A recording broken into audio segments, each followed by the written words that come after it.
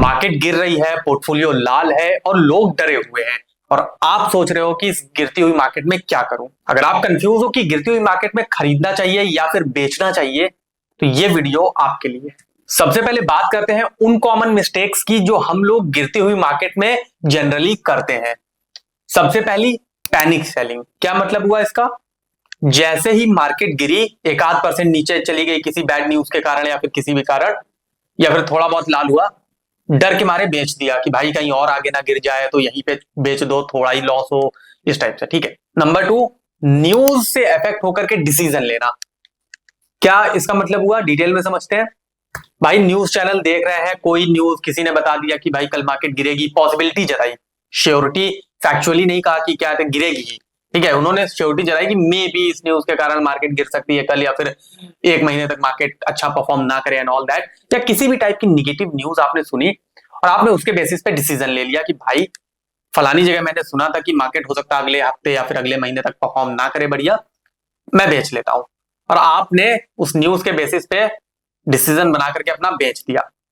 तो ऐसे लोग जो ये दोनों गलती करते हैं, पैनिक सेलिंग या फिर कोई भी नेगेटिव न्यूज सुन करके बिना उसको एनालाइज किए, बिना मार्केट सिचुएशन को समझे जस्ट बेच देते हैं, उनको एट द एंड एक ही चीज मिलती है। वो क्या?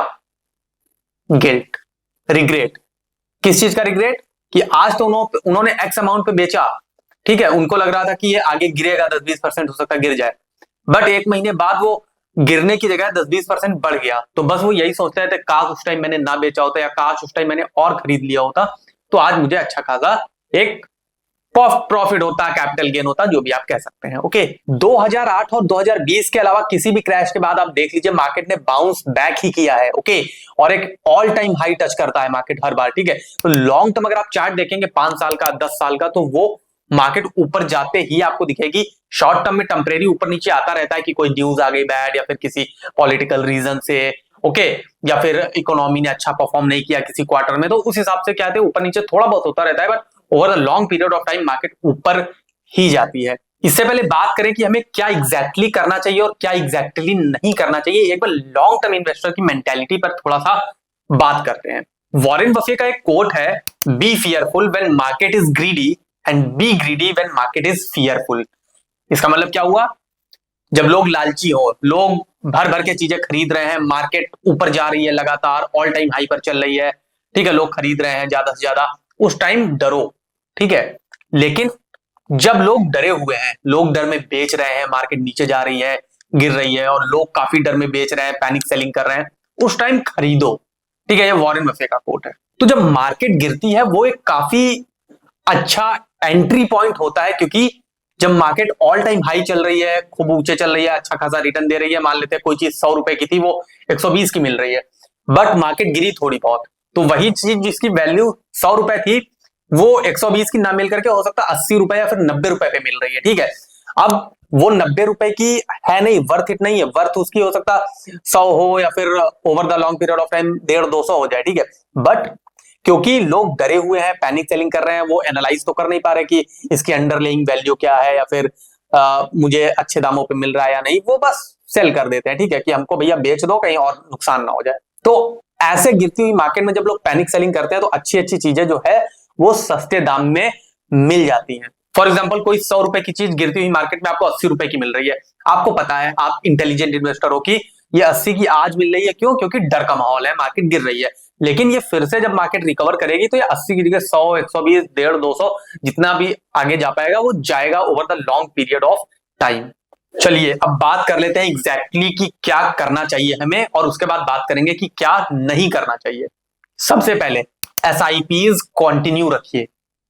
गिरती हुई मार्केट में एसआईपी बंद करना बहुत ही मूर्खता का काम है, और ये आपके एक लॉन्ग टर्म वेल्थ क्रिएशन की अपॉर्चुनिटी को मिस आउट करवा देता है। क्योंकि महंगे पर तो आप खरीद रहे हो, सस्ते पे खरीद ही नहीं रहे हो। ठीक है। तो जो बंदा सस्ते पर भी खरीद रहा है, महंगे पर भी खरीद रहा है, एवरेज कर रहा है, उसका रिटर्न ऐसे व्यक्ति के कंपैरिजन में ऑफकोर्स ज्यादा होगा जो केवल बढ़ती हुई मार्केट में तो खरीदता है, जहां मार्केट थोड़ा बहुत गिरी, कुछ मार्केट में फियरफुल माहौल बना, वो एसआईपी रोक देता है। ओके। दूसरा, लंप सम इन्वेस्ट करना।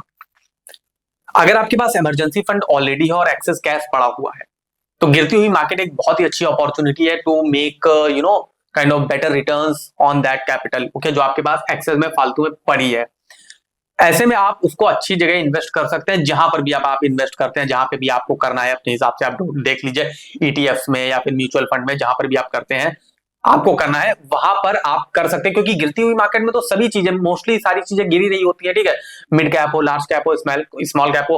अब जो है परसेंटेज जो है डिफर करता है, हो सकता है लार्ज कैप कम टूटे, मिड कैप ज्यादा टूटे, स्मॉल कैप उससे भी ज्यादा टूटे, ठीक है। तो आप अपने हिसाब से एनालाइज कर लीजिए कहां इन्वेस्ट करना, but overall on a broader note lump sum invest करने का ये काफी अच्छा तरीका होता है। अगर आपके पास एक्सेस कैश पड़ा हुआ है तो उधार लेकर के, लोन लेकर के, या फिर इमरजेंसी फंड हटा करके नहीं डाल देना है कि जेब झाड़ करके रुपए डाल दिया और पता चले कोई जरूरत लगी तो लॉस में बेच करके स्टॉक मार्केट में तब उस खर्चे को पूरा करो, ठीक है। नंबर 3, पेशेंस और डिसिप्लिन रखिए। आप किसी भी इन्वेस्टर की कहानी उठा करके देखेंगे तो वो पेशेंटफुल थे, उन्होंने पेशेंस रखा जब मार्केट ऊपर नीचे हो रही थी, गिर रही थी, और एक डिसिप्लिन मेंटेन करके वो चले। ऐसा नहीं वो उन्होंने किया होगा कि गिरती हुई मार्केट में बंद कर दें एसआईपी, गिरती हुई मार्केट में इन्वेस्ट ना करें, जरा सी बैड न्यूज आई तो बेच करके सारी निकल जाएं, लॉस बुक कर लें एंड ऑल दैट, ओके। तो जो long term point of view से आता है उसके लिए पेशेंस और डिसिप्लिन बहुत ही ज्यादा इंपॉर्टेंट होती है to make a great wealth over the long period of time.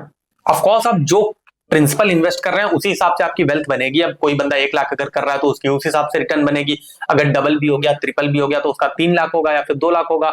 वही बंदा अगर 1 करोड़ रुपए इन्वेस्ट कर रहा है मार्केट में अगर, तो उसका जो है वो अगर डबल हो गया, ट्रिपल हो गया तो 2-3 करोड़ होगा। तो आपकी प्रिंसिपल के हिसाब से जो है आपका फाइनल वैल्यू कितनी होगी over the long period of time वो मैटर करेगी, मतलब डिपेंड करेगी। बट कहने का मतलब यहाँ पे ये है कि अगर आप पेशेंस रहते हैं और डिसिप्लिन मेंटेन करते हैं तो आप अच्छा खासा एक रिटर्न जनरेट कर सकते हैं। तो अब बात करते हैं क्या नहीं करना चाहिए। वैसे तो यहां तक आपने वीडियो देखा है तो स्टार्टिंग में ही हमने बात की थी कि क्या मिस्टेक्स लोग करते हैं, तो वही मिस्टेक्स को आपको अवॉइड करना है। दोबारा से हाईलाइट कर लेते हैं हम लोग। नंबर 1, पैनिक सेलिंग, कि मतलब डर में बेच दिया बिना कुछ सोचे समझे, बिना एनालाइज किए कि मार्केट ऊपर भी जाएगी, किस कारण से गिर रही है क्या नहीं, कुछ बिना सोचे समझे बस पैनिक सेलिंग कर दी, ठीक है। नंबर 2, इधर उधर की नेगेटिव न्यूज देख करके या फिर कोई इंस्टा पे रील आ गई उसमें किसी ने कुछ कह दिया उसके बेसिस पे बस क्विकली डिसीजन ले लेना विदाउट एनालाइजिंग। खुद एनालाइज करिए, खुद देखिए क्या है, कैसा सीन है, उस हिसाब से आपको क्या करना बेस्ट है वो डिसाइड करिए, ना कि किसी भी जगह पे कहीं पे किसी ने टिप दे दी या फिर कोई निगेटिव न्यूज सुन ली तो बिना उसका इंपैक्ट एनालाइज किए बेच देना चीजों को। तो these are some of the mistakes that we all should avoid. तो दोस्तों गिरती हुई मार्केट डर का नहीं मौके का समय होता है, बस आपको एक अच्छी स्ट्रेटजी और डिसिप्लिन मेंटेन करना होता है और पेशेंस रखना होता है, ठीक है। तो आपका क्या प्लान है, आप गिरती हुई मार्केट में क्या करते हो और क्या कर रहे हो इस टाइम, जरूर कमेंट्स में बताइएगा। अगर वीडियो पसंद आया हो तो लाइक कर दीजिए, चैनल को सब्सक्राइब कर लीजिए। मैं मिलता हूं आपसे किसी और वीडियो में।